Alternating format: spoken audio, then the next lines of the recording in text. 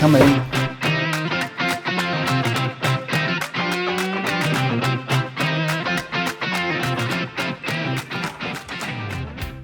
Hello? Apartment tour. That's today. Oh my God, I completely forgot. The house is a mess and I've literally just woken up. But you're here now. Look, I might as well just come out.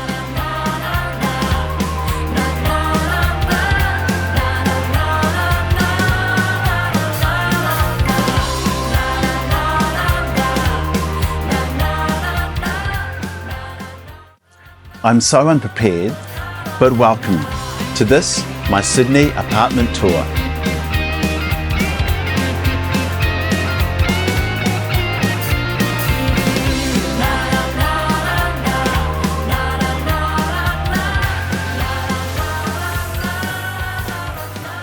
Despite appearances, living comfortably doesn't need to cost you an arm, an ear, a hand, a few fingers and a leg.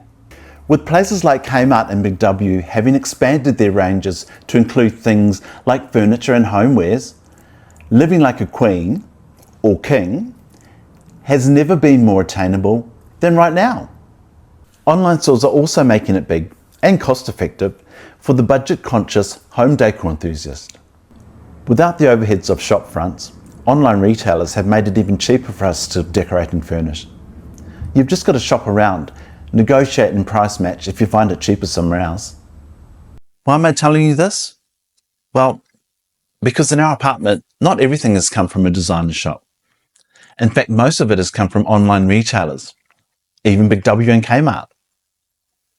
During the COVID surge, we actually purchased a lot of stuff online at heavily discounted rates.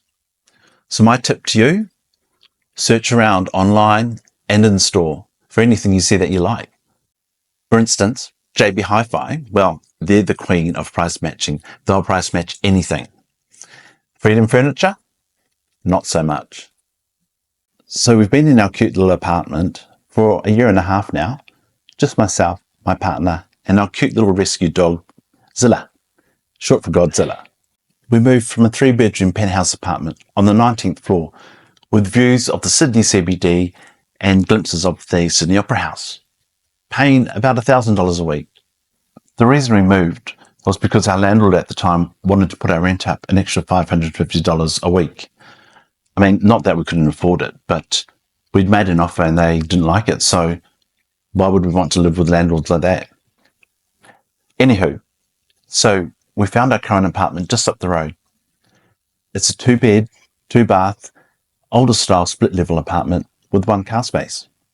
There's an outdoor pool and a gym, and it's only 4 kilometres away from the Sydney CBD, in a suburb called Zetland. Our budget was $1,200 per week, but we're currently paying $950, $600 less than what our previous landlord wanted. I mean, we've lost a bedroom. It's a little smaller, but we're happier here. It's just more homely, and the building's got character, and everyone's so nice. We didn't have too many prerequisites, other than 2 bedrooms, 2 bathrooms, a car space, and a balcony, preferably 2 separate balconies, but we weren't fussed. Luckily, we got 3 balconies. The extra balcony was for our dog's potty plant. The floor plan is unique in that we're actually on the 3rd floor of the building, but our apartment enters on the ground floor of our apartment and enters into the main bedroom where the ensuite is, and then up a flight of stairs to the lounge, dining, living, and 2nd bedroom. There's a small balcony off the master bedroom. There's a larger balcony off the 2nd bedroom / office, and off the living area, there's a very large balcony. Before we moved in, the apartment used to look totally different, but we've made it our own. Oh, and in the rush to sign the lease, we didn't check the apartment had aircon, which it doesn't. I mean, we don't really mind because we love the apartment, it's homely, and it's not sterile like the other place that we were in. So we just got a portable aircon, and that's fine. So, want to see what $950 in Sydney, Australia gets you? Okay, but before we get into that, Don't forget to stay to the end to see my half-century hack. You're going to love this one.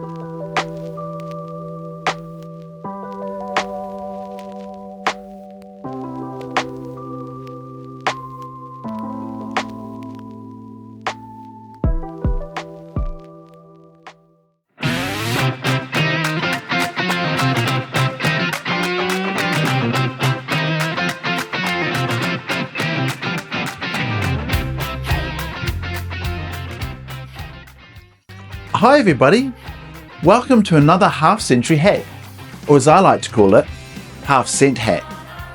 This is where I take the life experience of the last 50 years and share with you some of the tried and tested life hacks that I've learned. Speaking of, here's something near and dear to my heart. Blue tack. Blue tack is awesome, and I've used it for so many things over the years, including fixing a leaking water bottle. So here's just a few of the blue tack life hacks that I've learned. Follow me. Blue tack is good for sticking stuff down.